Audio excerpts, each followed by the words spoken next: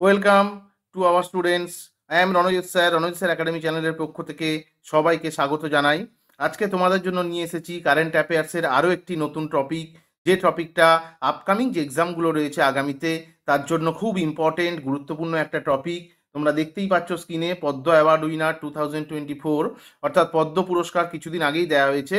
কে কে winner হয়েছে এবং কতজনকে দেওয়া হয়েছে এই পুরস্কার এবং কে পেলো এই পুরস্কার সেই সম্পর্কে বিস্তারিত আলোচনা এই সেশনে আমরা করব।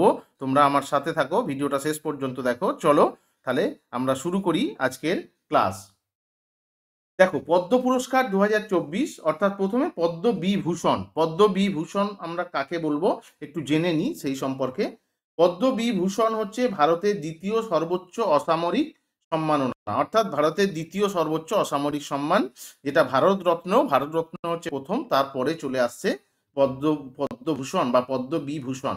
পদ্ম বিভূষণ প্রাপকে ভারতের রাষ্ট্রপতি কি দেয়? একটি পদক আর একটি মানপত্র দ্বারা ভূষিত করেন।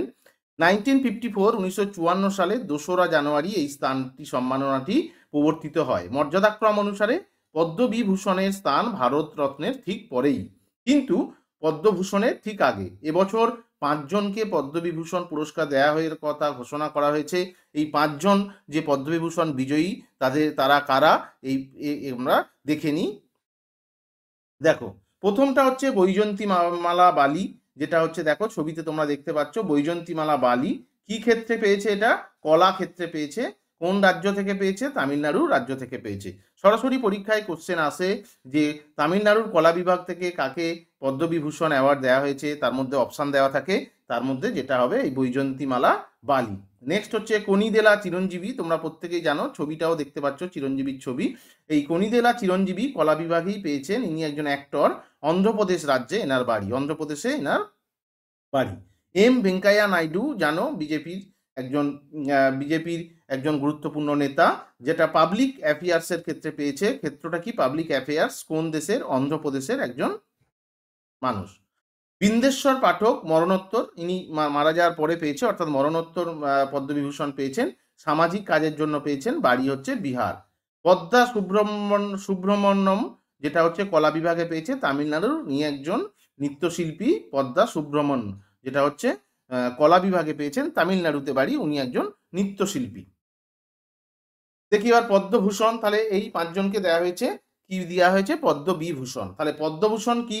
পদ্মভূষণ হলো ভারতের তৃতীয় সর্বোচ্চ অসামরিক সম্মান, যেটা 1954 সালে 2রা জানুয়ারি ভারতের রাষ্ট্রপতি কর্তৃক এই পুরস্কার প্রবর্তিত হয়। ভারতের অসামরিক সম্মানগুলোর মধ্যে মর্যাদাক্রম অনুসারে এই স্থান ভারতরত্ন প্রথম, তারপর পদ্মবিভূষণ, তারপর হচ্ছে পদ্মবিভূষণ, তারপর হচ্ছে পদ্মভূষণ, আর পদ্মশ্রীর ঠিক আগে, তারপরে হচ্ছে পদ্মশ্রী। জাতি, পেশা, অবস্থান বা লিঙ্গের পার্থক্য ছাড়াই দেশের প্রতি বিশেষ অবদানের জন্য স্বীকৃত স্বরূপ এই সম্মান প্রদান করা হয়। মানে যে দেশের প্রতি যাদের বিশেষ অবদান রয়েছে তাদেরকে এই সম্মান প্রদান করা হয়।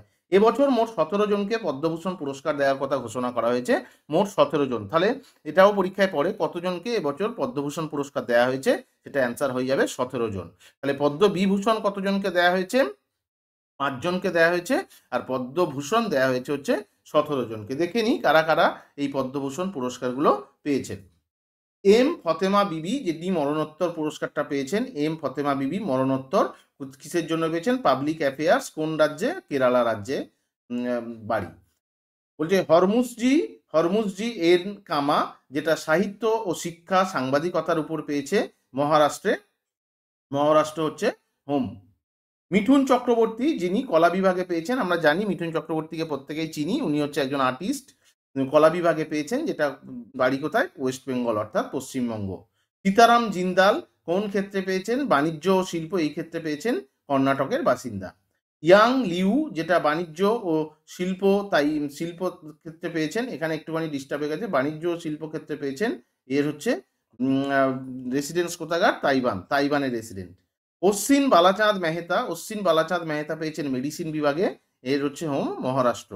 সত্যব্রত মুখার্জি, ইনিও মরণোত্তর পেয়েছেন, ইনি হচ্ছেন পাবলিক অ্যাফেয়ার্সের ক্ষেত্রে পেয়েছেন, এর রাজ্য হচ্ছে পশ্চিমবঙ্গ। তাহলে পশ্চিমবঙ্গ থেকে পেয়েছেন সত্যব্রত মুখার্জি মরণোত্তর, পাবলিক অ্যাফেয়ার্স পশ্চিমবঙ্গ থেকে পেয়েছেন। রাম নায়েক পাবলিক অ্যাফেয়ার্স পেয়েছেন মহারাষ্ট্র। তেজস মধুসূদন প্যাটেল পেয়েছেন মেডিসিন বিভাগে, যার রেসিডেন্স হচ্ছে গুজরাটের রেসিডেন্ট। ওলাঞ্চেরি রাজাগোপাল পাবলিক অ্যাফেয়ার্সের ক্ষেত্রে পেয়েছেন, যার রেসিডেন্স হচ্ছে কেরালা। দত্তাত্রয় অম্বাদাস মায়ালু ওরফে রাজ দত্ত, দত্তাত্রয় অম্বাদাস মায়ালু, যার নাম ওরফে রাজ দত্ত বলে আমরা চিনি, যিনি কলা বিভাগে পেয়েছেন, মহারাষ্ট্রে রেসিডেন্ট। তোগদান রিনপোচে, মরণোত্তর পেয়েছেন ইনি। অনন্য আধ্যাত্মবাদ, অর্থাৎ আধ্যাত্মবাদের ক্ষেত্রে উনি কিন্তু মরণোত্তর পুরস্কারটা পেয়েছেন। এর হোম হচ্ছে লাদাখ, অর্থাৎ রেসিডেন্ট হচ্ছে লাদাখ। পেয়ারেলাল শর্মা কলা বিভাগে পেয়েছেন, মহারাষ্ট্র। চন্দ্রেশ্বর প্রসাদ ঠাকুর হচ্ছে মেডিসিন বিভাগে পেয়েছেন, এর হচ্ছে রেসিডেন্ট হচ্ছে বিহারের রেসিডেন্ট। উষা উত্তুপ আমরা জানি শিল্পী, ইনি কলা বিভাগে পেয়েছেন, রেসিডেন্স হচ্ছে ওয়েস্ট বেঙ্গল অর্থাৎ পশ্চিমবঙ্গ। বিজয়কান্ত মরণোত্তর পেয়েছেন কলা বিভাগে, তামিলনাড়ুতে রেসিডেন্ট। কুন্দন ব্যাস সাহিত্য, শিক্ষা ও সাংবাদিকতার ক্ষেত্রে পেয়েছেন, এর রেসিডেন্ট হচ্ছে মহারাষ্ট্র। এবার হচ্ছে পদ্মশ্রী পুরস্কার। পদ্মশ্রী ভারতের চতুর্থ সর্বোচ্চ অসামরিক সম্মাননা, যেটা শিল্পকলা, শিক্ষা, বাণিজ্য, সাহিত্য, বিজ্ঞান, খেলাধুলা, সমাজসেবা, সরকারি ক্ষেত্রে বিশেষ অবদানের জন্য ভারত সরকার এই সম্মান প্রদান করেন। এবছর টোটাল 110 জনকে পদ্মশ্রী পুরস্কার দেওয়ার কথা ঘোষণা করা হয়েছে।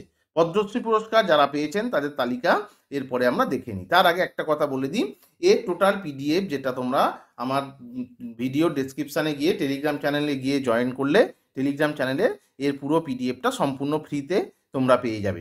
এছাড়াও এর পরবর্তীকালে আর কোন কোন টপিকের উপর ভিডিও করলে তোমাদের পরবর্তী যে এক্সামগুলো আছে তাতে সুবিধা হয়, তাহলে আমাকে কমেন্ট করে জানিও, আমি সেই টপিকের উপর ভিডিও তোমাদেরকে করে দেব। আর যারা আমার চ্যানেল দেখো বা কন্টিনিউ দেখো, তারা অবশ্যই চ্যানেলটিকে সাবস্ক্রাইব করো, লাইক করো এবং বেশি বেশি করে শেয়ার করো। চলো তাহলে আমরা দেখে নিই যে 110 জন পদ্মশ্রী পুরস্কার দেওয়ার কথা ঘোষণা করেছে, তাদের মধ্যে কারা এই পদ্মশ্রী পুরস্কারগুলো পেয়েছে।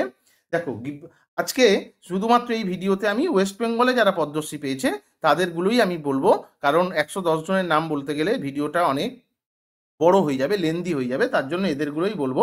আর ডেসক্রিপশানে টেলিগ্রাম চ্যানেলে যে তোমরা এটা পাবে, পিডিএফটা পাবে, সেই পিডিএফে কিন্তু সবটাই থাকবে। পিডিএফটা ডাউনলোড করলে তোমরা সবটাই দেখতে পাবে। আমি শুধু ওয়েস্ট বেঙ্গলের যারা পেয়েছে তাদের নিয়ে আলোচনা করব। দেখো, ওয়েস্ট বেঙ্গল থেকে পেয়েছে পদ্মশ্রী গীতা রায় বর্মন, উনি পেয়েছেন কলা বিভাগে, কোথাকার রেসিডেন্ট, ওয়েস্ট বেঙ্গল। তাকদিরা বেগম, ইনিও কলা বিভাগে পেয়েছেন, ওয়েস্ট বেঙ্গলের রেসিডেন্ট। নারায়ণ চক্রবর্তী, ইনি পেয়েছেন বিজ্ঞান ও ইঞ্জিনিয়ারিং ক্ষেত্রে, ইনিও ওয়েস্ট বেঙ্গলের রেসিডেন্ট। রতন কাহার, ইনি পেয়েছেন কলা বিভাগে, ইনি ওয়েস্ট বেঙ্গলের রেসিডেন্ট। দুখু মাঝি, যিনি গাছপ্রেমী একজন, দুখু মাঝি, নদিয়ায় বাড়ি, সামাজিক কাজের জন্য পেয়েছেন, ওয়েস্ট বেঙ্গল অর্থাৎ পশ্চিমবঙ্গ থেকে। সনাতন রুদ্র পাল, দেখো এই সনাতন রুদ্র পাল প্রতিমা, অর্থাৎ দুর্গা ঠাকুর, উনি প্রতিমা তৈরি করেন, দুর্গা প্রতিমা তৈরি করেন, বিভিন্ন ঠাকুর তৈরি করেন। তাহলে সনাতন রুদ্র পাল কলা বিভাগে পেয়েছেন, ওয়েস্ট বেঙ্গলের রেসিডেন্ট। একলব্য শর্মা, বিজ্ঞান ও ইঞ্জিনিয়ারিং ক্ষেত্রে পেয়েছেন, একলব্য শর্মা ওয়েস্ট বেঙ্গলের রেসিডেন্ট। নেপাল চন্দ্র সূত্রধর, ইনি মরণোত্তর পেয়েছেন, অর্থাৎ নেপাল চন্দ্র সূত্রধর মারা গেছে, মরণোত্তর পেয়েছেন, যিনি কলা বিভাগে পেয়েছেন, যার রেসিডেন্ট হচ্ছে ওয়েস্ট বেঙ্গল। তাহলে আমরা আজকে পদ্মশ্রী, পদ্মবিভূষণ, পদ্মভূষণ তিনটে অ্যাওয়ার্ড সম্পর্কে আলোচনা করলাম। এটা আপকামিং যে এক্সামগুলো রয়েছে খুব খুব ইম্পর্টেন্ট, তোমরা অবশ্যই ভিডিওটা দেখে নিও এবং পিডিএফটা অবশ্যই ডাউনলোড করে নিয়ে একবার চোখ বুলিয়ে নিও। চলো আজকের সেশনটা এখানেই শেষ করছি, তোমরা সবাই ভালো থেকো, গুড নাইট, শুভরাত্রি।